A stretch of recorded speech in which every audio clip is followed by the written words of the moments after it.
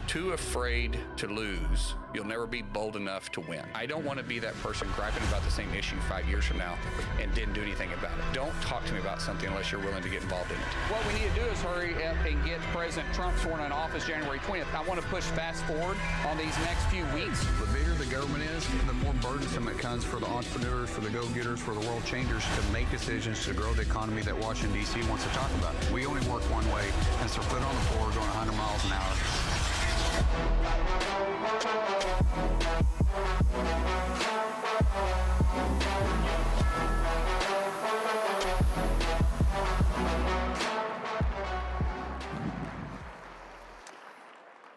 Doesn't it feel good just to be here today? I mean, something about November 5th, waking up November 6th, the air just felt better, didn't it? I mean, so I want to say, hello, America. Hello to my flag-waving patriots that are here. Thank you for letting me speak to you today. Listen, I'm blessed, and I've been asked to share a couple of things with you about who I am. And then as I came up, they asked me if I would be willing to open it up for questions. So yes, I'm going to cut my speech short. We're going to open it for questions. So who am I? First of all, I'm a Christian with many faults. I'm also a husband to a beautiful lady of 27 years, and she's somewhere around here. Where's my wife at? There she is. Stand up. Stand up.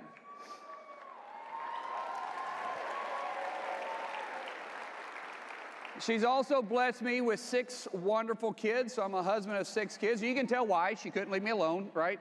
Obviously. And she always reminds me, well, Markwayne, 6 kids, well, 3 came natural and 3 we chose.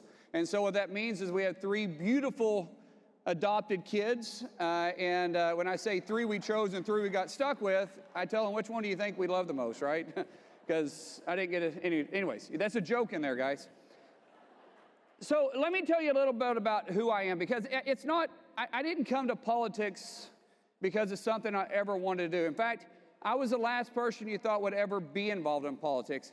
My dad told me at 17 that I was either going to end up in prison or end up successful. And I joked because I watched a movie one time about a prison scene and a guy in a shower, and I was like, never going to prison. I'm not going to do that. So I decided I'd take a different path. Fortunately, this lady right here came into my life in 3rd grade, and we were boyfriend and girlfriend in 3rd grade. In 8th grade, I knew I was going to marry her. She didn't know I was going to marry her. I knew I was going to marry her. And then she'd get a boyfriend, and I'd run them off, and we'd do all this stuff. And then she'd get mad at me for running them off, and I'd say, if they're not willing to fight for you, they don't love you enough. And today, that's called stalking. Back then, it was called determination. But it's who I am. So let me tell you a little bit about myself. I grew up in a little town called Westville. It's a small little country town. I'm Cherokee.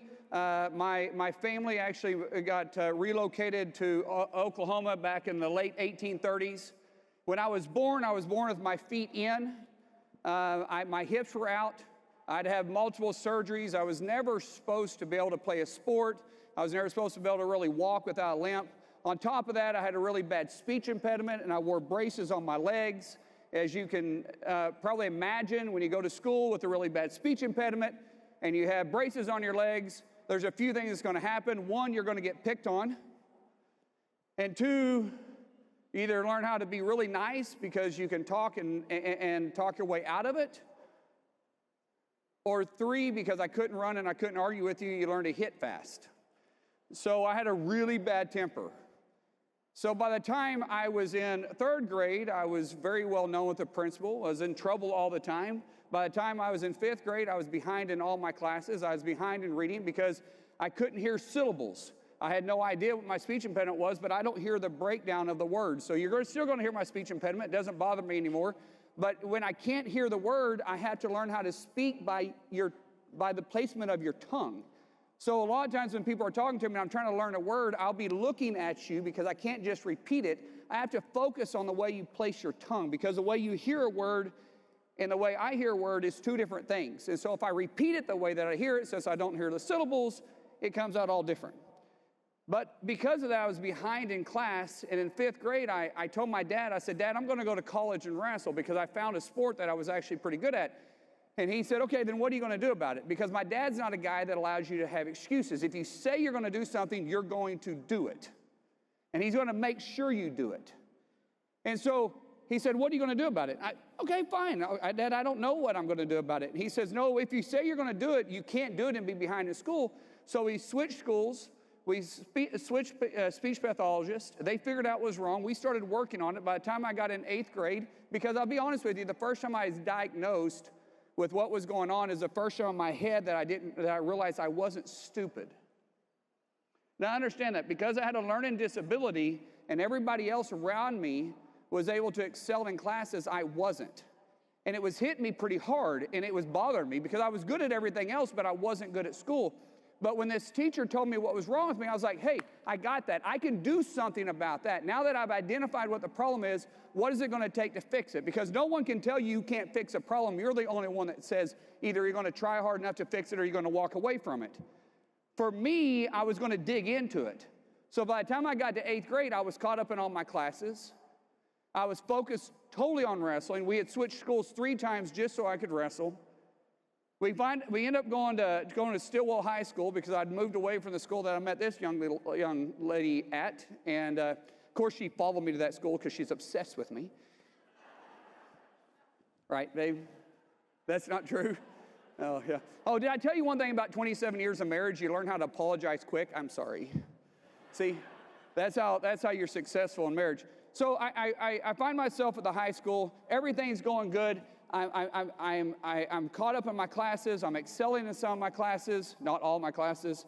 I'm still getting in trouble a lot. I still have a really bad temper. At 15 years old, I decided I'm going to move out of the house, and I found a room in a barn. So people say he wasn't raised in a barn. I can say, yes, I was.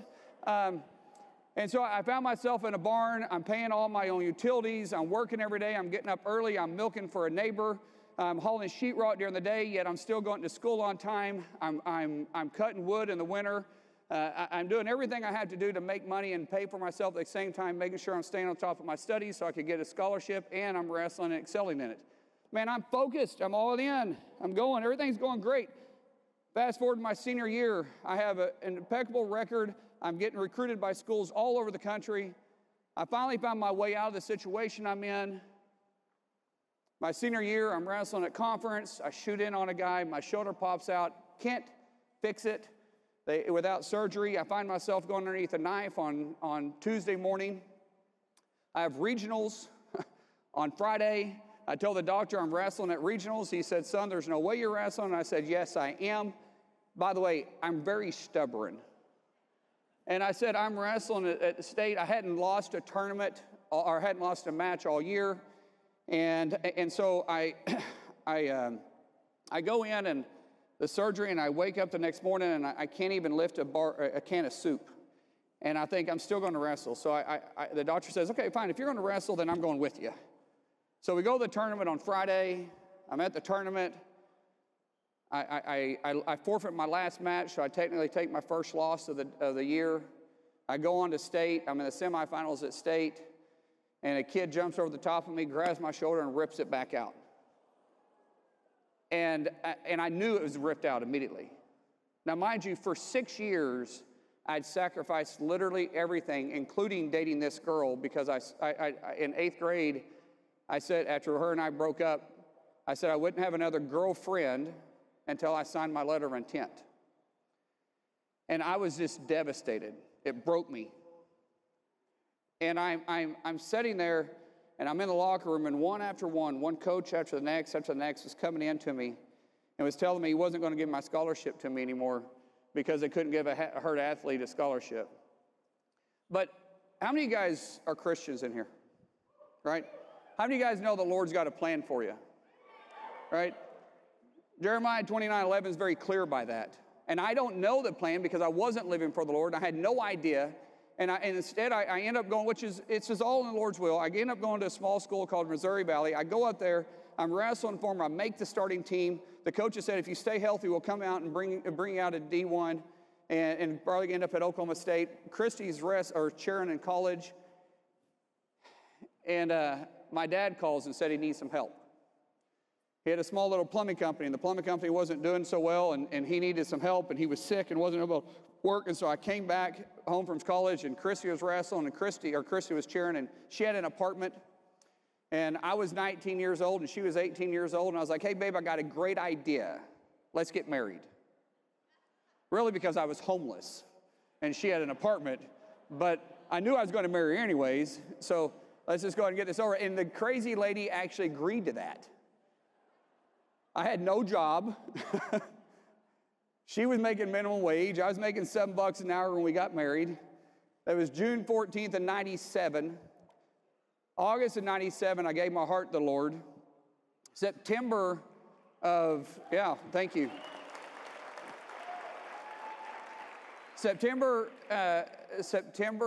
that year, whatever the Tuesday was after Labor Day, I just turned 20 years old. She had just had her 19th birthday.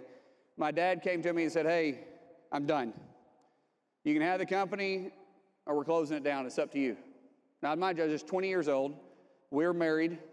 I needed a job. She was working there, so we needed a job. It only had a few employees there, and I said yes. For the next 3 years, Christy and I worked for 3 years straight and when we had one day off. It was February 15th of 98. For 3 years, we worked to build that company. For 3 years, that company grew and grew and grew, and by the time it was 3 years out, we got ourselves out of debt because we had got a lot of debt. Things were moving pretty well. We started growing the company. We started buying other companies. Fast forward to what led me back into politics. We had about 150 employees going. It was 2011, and you guys remember Obama put out and said, you didn't build that by yourself. You guys remember that? I was never mad at a politician until then.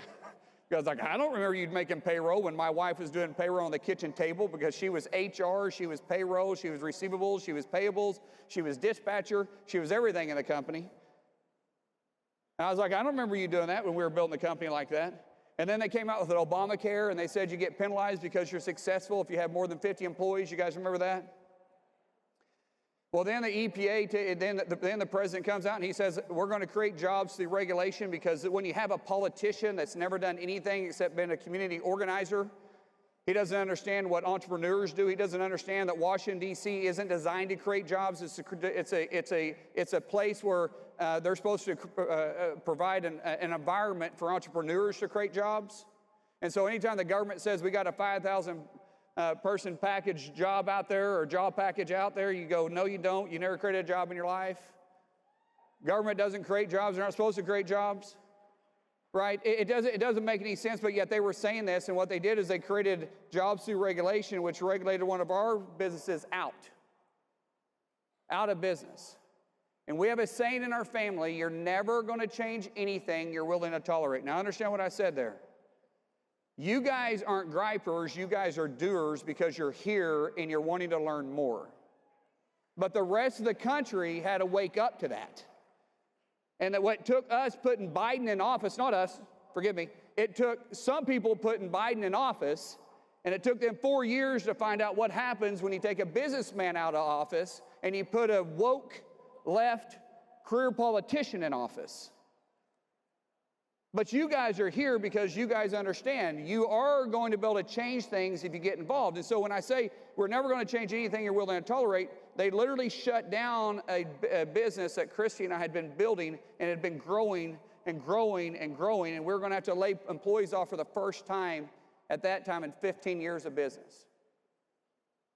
And I remember coming home and talking to Christy about it, and she looked at me and she said, you're going to run for office. And I was like, Lord, no, I'm not running for office. I never ran anything from anything but the police. And I wasn't actually very successful at that.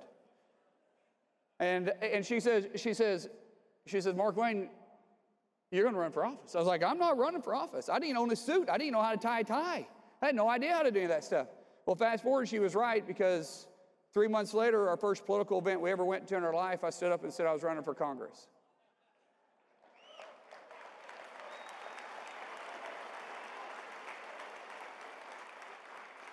And it hasn't been easy. I've made some stupid mistakes, and I'm gonna try wrapping up so I can get some questions here pretty quick.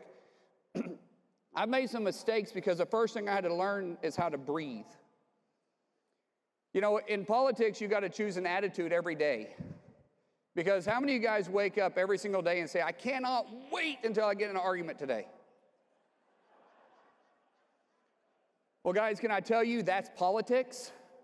And I'm actually a guy that likes to have fun. I mean, I can get pretty aggressive sometimes. Like I can tell people to stand their butt up and stuff like that. But at the end of the day, I really joke and I really like to have fun. And I don't like arguing every day. I like getting along. But in politics, it's all we were doing. We were griping and arguing and fussing and fighting. And the biggest lesson I learned in politics is one time I'm at a town hall meeting, and this group of people had been following me for days at every town hall meeting I went to. And they would just gripe and gripe and gripe and gripe and gripe and gripe and gripe. And she was trying to take over the town hall meeting, and I said, ma'am, sit down, this isn't your town hall. And she says, you're going to listen to me. I pay your salary. And I made one of the biggest mistakes I've ever made in politics. And I said, that's bull crap. You don't pay my salary. I pay enough in taxes to pay my own salary. Which technically is true, but it was wrong. Because see, when I used to fight professionally, and when I used to compete in jiu-jitsu internationally, when I used to wrestle at high levels, I used to try to make my opponent mad. And if I could make my opponent mad, I could get in their head and I would win every single time.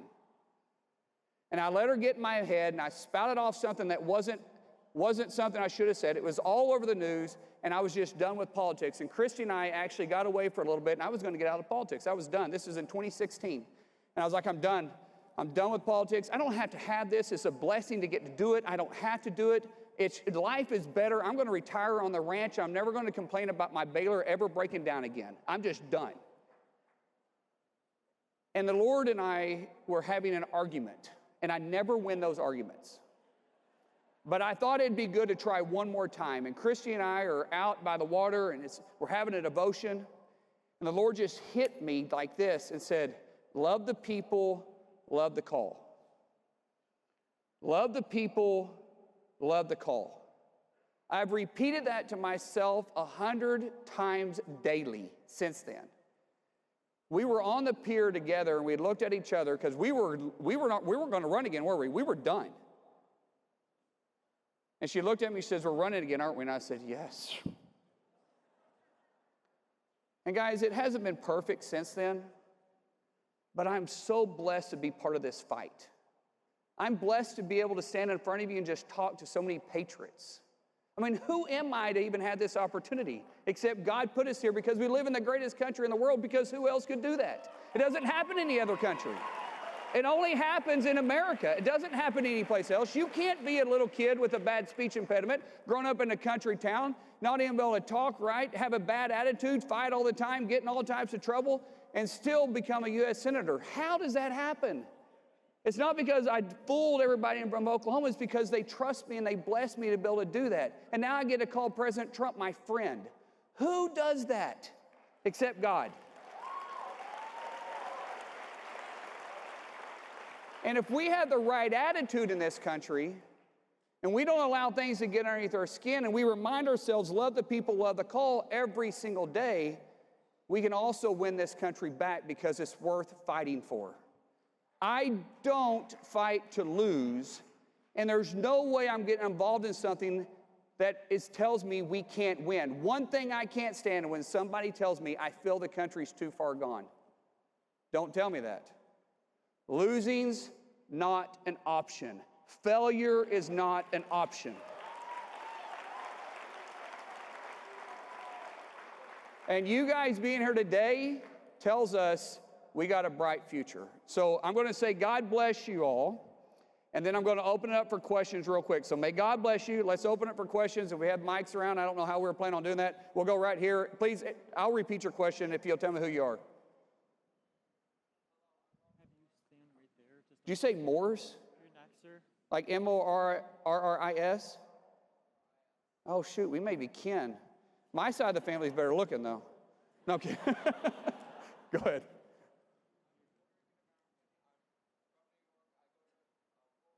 You got your question ready? Awesome. Good. Stand right there. Stand tall. Speak loud. You're good. You got this.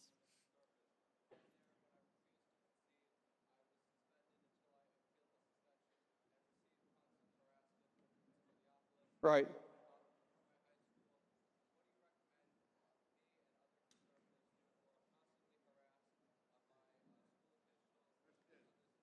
Don't back. So his question is, what do we do here? He's getting harassed on his campus. He was suspended from school. He appealed it. Now he won the appeal. Now he's constantly getting harassed at his college. Stay in the fight. The best example we have is Charlie Kirk, right? Charlie gets harassed all the time, and the guy sits there with knowledge constantly. And when he's sitting there, he's fighting with knowledge. He doesn't get angry. Does he get upset? The people at the mic are just furious at him. He stays calm, collective, and he fights with facts. Stay in the fight. Don't back down. Don't let anger get over you at all, because right's on your side. Let me get to these questions over here. Yes. So my name's Jenna. I'm from Cincinnati, Northern Kentucky area. And I love the hat, by the way. Thank you. I actually was a former wrestler for 5 years. Yeah, my daughters are wrestling right now at a tournament. In fact, they just won the tournament, we just told. And my 16-year-old's reffing. And then my 3 boys, one's wrestling at University of Oklahoma, 2's wrestling at Oklahoma State. We're praying for the one at Oklahoma. We're thinking God might save you one day. Go ahead. That's awesome. But I was just wondering what your favorite move was. What mine was? Yes. I was a high crotch technician. I could hit so many series off that. So you could go to the duck, I could do the high crotch, hit the fireman's, I could go high crotch, mid single, I go high crotch, double leg. I could do all kinds of things on it, and I loved it. That was my favorite. That was absolutely my favorite. The second thing is, this is what I'm about ready to say will prove to you why I should never be in office, okay? My second favorite move is there's not a guy wrestle that I couldn't tell you his cup size. So, but it was a way to make him really, really mad. And so if I made him mad, I won. Yes. This will be the last question. Hi, my name's Anthony from Boise, Idaho. Go Broncos. My question is actually about Social Security, and my guess is that the majority of people in this room probably make less than $176,000 a year, which is the limit for Social Security in 2025, which means the majority of the people in this room will pay 6.2% on 100% of their income next year. Right. But those making over will not have to pay that extra 6.2%. Would you be in favor of reforming Social Security so that those making under could potentially pay less than the 6.2%? Yeah, the question is, am I in favor of reforming Social Security? We're going to be forced to, because if we don't reform Social Security, it's going to go bankrupt. Now, that doesn't mean we take benefits away from people that's paying in it. What it means is we kick people off that didn't pay anything into it. And the last time I checked, that's what Social Security was for. If you pay into it, you're guaranteed to receive back. But we have hundreds of thousands, maybe millions, because we haven't done a full audit, and the Social Security office won't send it to us, but I bet you Elon will figure it out. We have a tremendous amount of false payments going out. We have to do something to it. We can't balance a budget. We can't get our house back in order if we don't get into some type of mandatory spending. 76% of our entire budget is on mandatory spending, and yet we bicker over 24%. Now, how are we ever going to balance the budget off the 12 appropriation bills if we're only going to be able to touch 24% and get a $1.8 trillion spending deficit under control? It's not going to happen. But if we actually get into these programs and audit them and actually get them at doing what they're intended to do, like Social Security, we can keep everybody's benefits where they're at. We don't have to put anybody into worries thinking it's not going to be there for them, because it should be there for them. But we have to, as I said, I'll repeat myself and then I'll end the question, we have to get people off of it that never paid a dime into it. Now, I am 3 minutes and 24 seconds over, so I'm going to end it with this, guys.